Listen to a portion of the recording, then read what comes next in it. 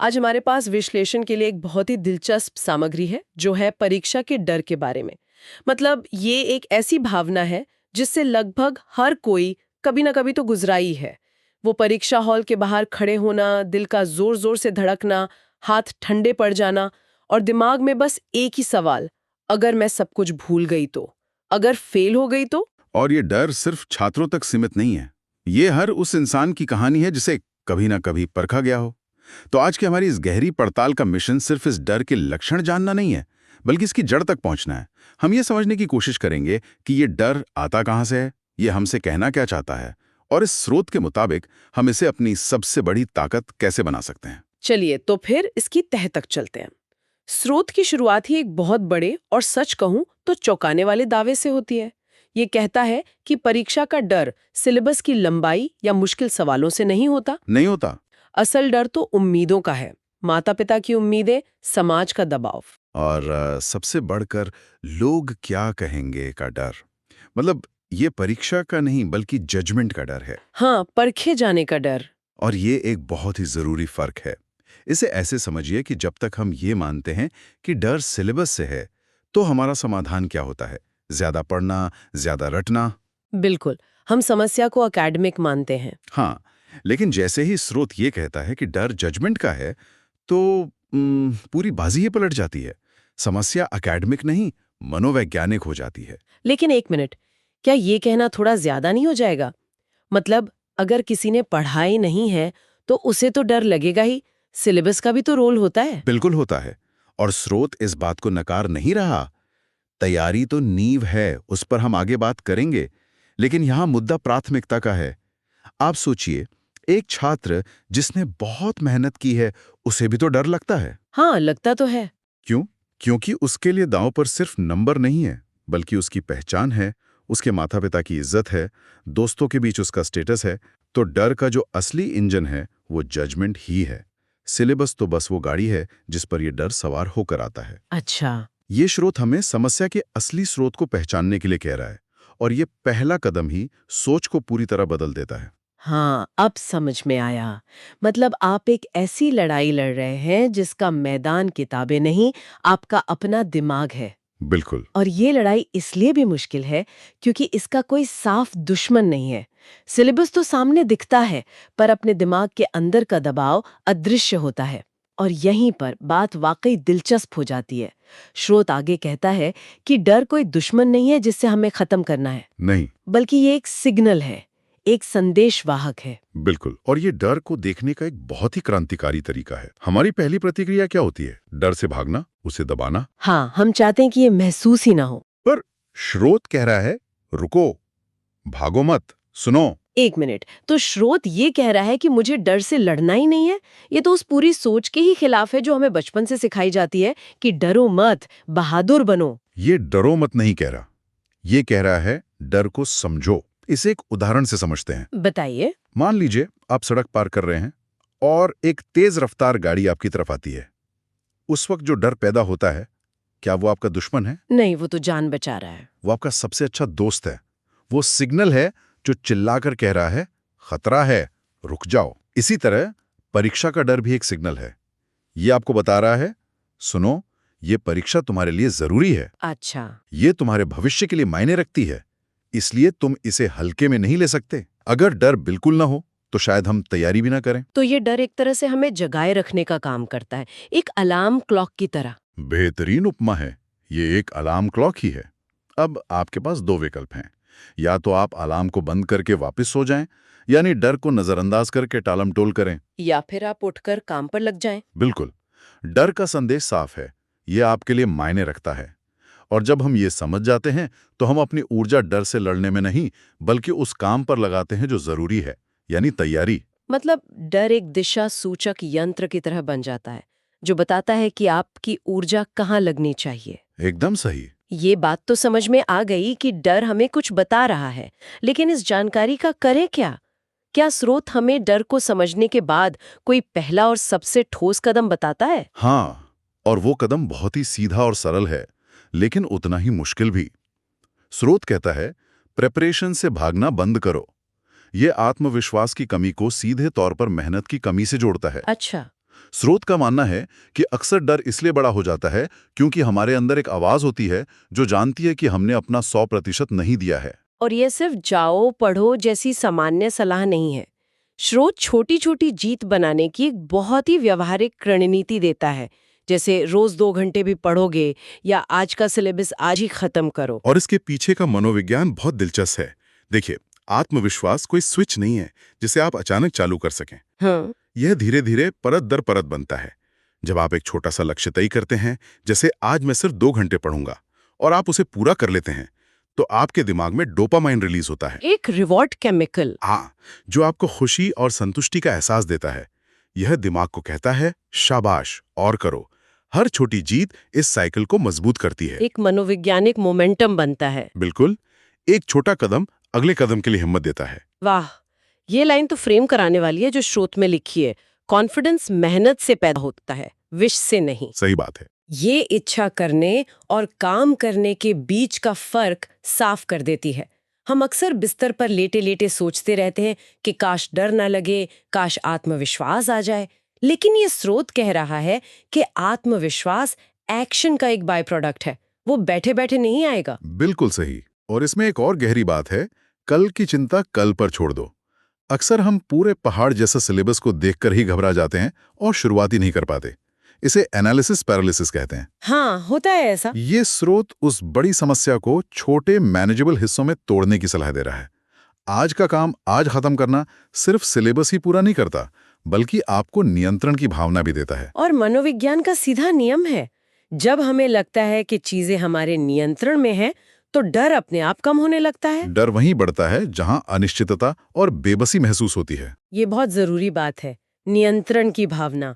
ठीक है, मान लिया कि तैयारी शुरू कर दी, लेकिन अब आते हैं उस डर पर जो शायद सबसे आम है और सबसे ज्यादा परेशान करता है। परीक्षा हॉल में बैठ के सब कुछ भूल जाने का डर। ऐसा लगता है कि दिमाग एकदम सफेद कागज हो गया है। इस पर स्रोत का कहना है कि दिमाग असल में खाली नहीं होता, बल्कि पैनिक से बंद होता है। इन दोनों में क्या फर्क है? जमीन आसमान का फर्क है। अगर दिमाग सच में खाली हो गया है, मतलब आपने कुछ पढ़ा ही नहीं है, तो उसका परीक्षा हॉल में कोई तत्काल समाधान नहीं है। सही बात है। लेकिन अगर दिमाग पैनिक से बंद हुआ है, तो इसका मतलब है कि जानकारी अंदर है, बस उस तक पहुंचने का रास्ता घबराहट ने ब्लॉक कर दिया है। ये एक जाम हुए दरवाजे की तरह है।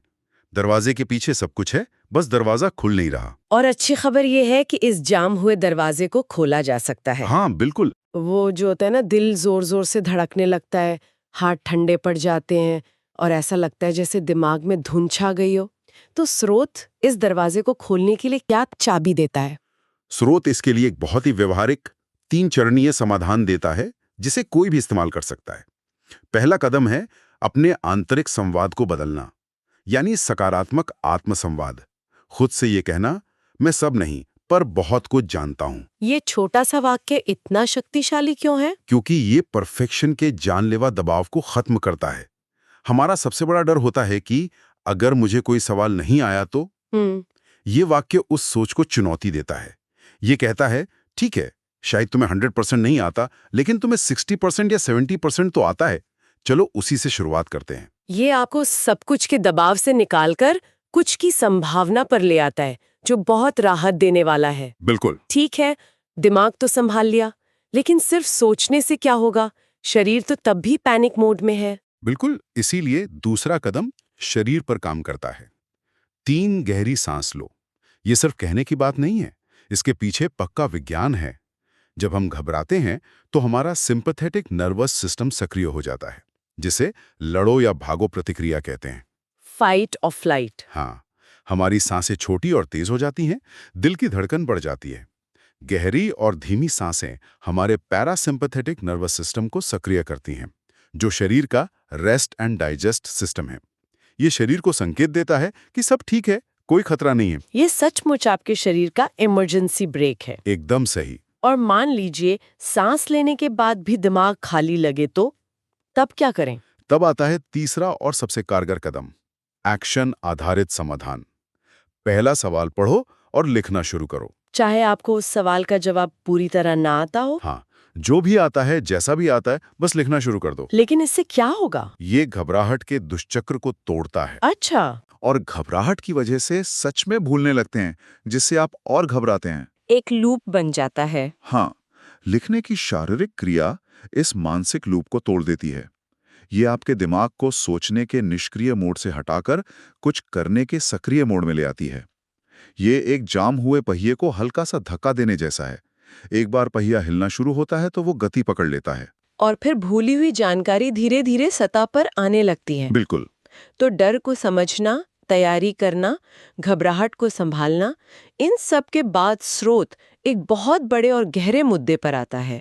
ये उन सभी छात्रों के लिए है जो नतीजों के बोझ तले दबे हुए हैं। स्रोत साफ तौर पर कहता है कि मार्क्स आपकी इंटेलिजेंस नहीं बताते और रिजल्ट आपकी लाइफ की दिशा तय नहीं करता। और ये सिर्फ दिलासा देने वाली बात नहीं है, ये एक मनोवैज्ञानिक सत्य है। इसे पहचान को प्रदर्शन से अलग करना कहते हैं। हमारी शिक्षा प्रणाली और समाज अक्सर हमें ये सिखाता है कि हमारा प्रदर्शन ही हमारी पहचान है। अच्छे नंबर मतलब मैं अच्छा हूं, मैं बुद्धिमान हूं। बुरे नंबर मतलब मैं बुरा हूं, मैं नालायक हूं। हम अपनी पूरी कीमत एक मार्कशीट से जोड़ देते हैं, है ना? लेकिन ये कहना बहुत आसान है, करना उतना ही मुश्किल। हमारे तो रिपोर्ट कार्ड पे ही हमारी कीमत तय होती है। रिश्तेदारों से लेकर पड़ोसियों तक हर कोई तो नंबर ही पूछता है। मैं मानता हूं कि ये मुश्किल है क्योंकि हम एक ऐसे ही समाज में रहते हैं, लेकिन स्रोत हमें एक अलग नजरिया अपनाने के लिए कह रहा है। ये कह रहा है कि परीक्षा जिंदगी का एक छोटा सा हिस्सा है, पूरी जिंदगी नहीं। ये एक स्प्रिंट है, मैराथन नहीं। आपकी असली कीमत आपकी नंबरों से कहीं ज्यादा है। हाँ, आपकी दयालुता में, आपकी रचनात्मकता में, आपकी हिम्मत में, आपकी सीखने की क्षमता में। स्रोत इसी बात को आगे बढ़ाते हुए कहता है कि असली विनर वो नहीं जो हमेशा टॉप करता है, बल्कि वो है जो गिर कर उठना सीख जाता है, देता है। जीत सिर्फ टॉप करने में नहीं है, बल्कि असफलता के बाद भी हिम्मत न हारने में है। बिल्कुल। और ये मानसिकता आपको सिर्फ परीक्षा में ही नहीं, बल्कि जीवन के हर मोड़ पर काम आएगी। जब आप इस बात को सच में समझ लेते हैं, तो परीक्षा का परिणाम जीवन और मृत्यु का सवाल नहीं रह जाता। वो बस एक फीडबैक बन जाता है। हाँ, एक जानकारी कि आपको कहाँ और मेहनत करने की जरूरत है। ये उस भारी बोझ को हटा देता है जो कई छात्रों को कुचल देता है। तब आप डर से नहीं, बल्कि सीखने की उत्सुकता से परीक्षा देते हैं। बहुत खूब। अब आते हैं उस आखिरी हिस्से पर जहां स्रोत हमें एक तरह का मेंटल रूटीन देता है। परीक्षा से ठीक पहले के दिनों में जब घबराहट चरम पर होती है, तब खुद से बात कैसे करें। स्रोत रोज खुद से कहने के लिए 3 विशिष्ट वाक्य देता है। पहला है, मैं डर से बड़ी हूं। ये वाक्य आपको पीड़ित की भूमिका से निकालकर नियंत्रक की भूमिका में लाता है। ये स्वीकार करता है कि डर मौजूद है, लेकिन ये भी स्थापित करता है कि आप उस डर से ज्यादा शक्तिशाली हैं। यह असहाय महसूस करने के बजाय स्थिति को संभालने का एहसास देता है। बिल्कुल। ये तो ठीक है, पर उस अंदर की आवाज का क्या करें जो लगातार कहती रहती है, तुम्हारी तैयारी काफी नहीं है, तुमने वो चैप्टर छोड़ दिया। उसी के लिए है दूसरा वाक्य, मैंने जितना किया है वही काफी है। ये परफेक्शनिज्म और कभी पर्याप्त न होने की भावना से लड़ने का सबसे अच्छा तरीका है। ये आत्म आलोचना के चक्र को तोड़ता है। ये खुद को याद दिलाना है कि आपने अपनी क्षमता और परिस्थितियों के अनुसार मेहनत की है। मनोविज्ञान में से सेल्फ कंपैशन यानी आत्म करुणा कहते हैं, जो चिंता को कम करने के लिए बहुत जरूरी है। और तीसरा वाक्य है, मैं अपना बेस्ट दूंगी, रिजल्ट बाद में। और ये सबसे जरूरी है। मनोविज्ञान में इसे सीबीटी यानी कॉग्निटिव बिहेवियरल थेरेपी कहते हैं। अच्छा। इसका सीधा सा फंडा यह है कि आप जो खुद से कहते हैं वही आपकी भावनाओं को कंट्रोल करता है। तो अगर आप अपनी सोच को बदलें तो डर को भी कंट्रोल कर सकते हैं। मतलब ये वाक्य हमारे ध्यान को उस चीज पर केंद्रित करता है जो हमारे नियंत्रण में है, यानी आपका प्रयास, आपका बेस्ट देना, और उसे उस चीज से हटाता है जो पूरी तरह आपके नियंत्रण में नहीं है, यानी परिणाम। जब पूरा ध्यान सिर्फ अपना सर्वश्रेष्ठ देने पर होता है तो परिणाम की चिंता के लिए दिमाग में जगह ही नहीं बचती। सही बात है। ये स्रोत एक बहुत ही शक्तिशाली और उम्मीद भरे संदेश पर समाप्त होता है। ये कहता है कि परीक्षा आपकी पहचान नहीं है, आप एग्जाम से कहीं ज्यादा कीमती हैं। और ये कि डर का आना इस बात का संकेत है कि आप आगे बढ़ रहे हैं, आप कुछ नया करने की कोशिश कर रहे हैं। ये डर को प्रगति का एक हिस्सा बना देता है, न कि विफलता का। और अंतिम सलाह 3 चीजों पर भरोसा करने की है, खुद पर, अपनी मेहनत पर और अपने सपनों पर। ये इस सामग्री के पूरे दर्शन का सार है। ये सिर्फ परीक्षा पास करने के बारे में नहीं है, बल्कि इस प्रक्रिया में खुद पर और अपनी क्षमताओं पर विश्वास को मजबूत करने के बारे में है। एक बहुत ही समग्र दृष्टिकोण। हाँ, जो छात्र को सिर्फ एक अकादमिक मशीन के रूप में नहीं देखता, बल्कि एक इंसान के रूप में देखता है जो डर, उम्मीद और सपनों के साथ जी रहा है। ये सब सुनने के बाद एक विचार मन में आता है, इस स्रोत ने हमें परीक्षा के डर से निपटने के लिए बेहतरीन मानसिक उपकरण दिए हैं। तो सोचने वाली बात यह है, यही सिद्धांत, डर को दुश्मन नहीं बल्कि एक सिग्नल समझना, बड़ी चुनौती को छोटी छोटी जीतों में तोड़ना और अपनी पहचान को परिणाम से अलग रखना, क्या ये सब जीवन की दूसरी परीक्षाओं पर भी लागू नहीं हो सकता? जैसे कि नौकरी का पहला इंटरव्यू, किसी रिश्ते में एक मुश्किल बातचीत या कोई बड़ा करियर बदलने का फैसला। शायद जीवन की हर बड़ी चुनौती एक परीक्षा ही है और उसे पास करने के नियम भी वही है।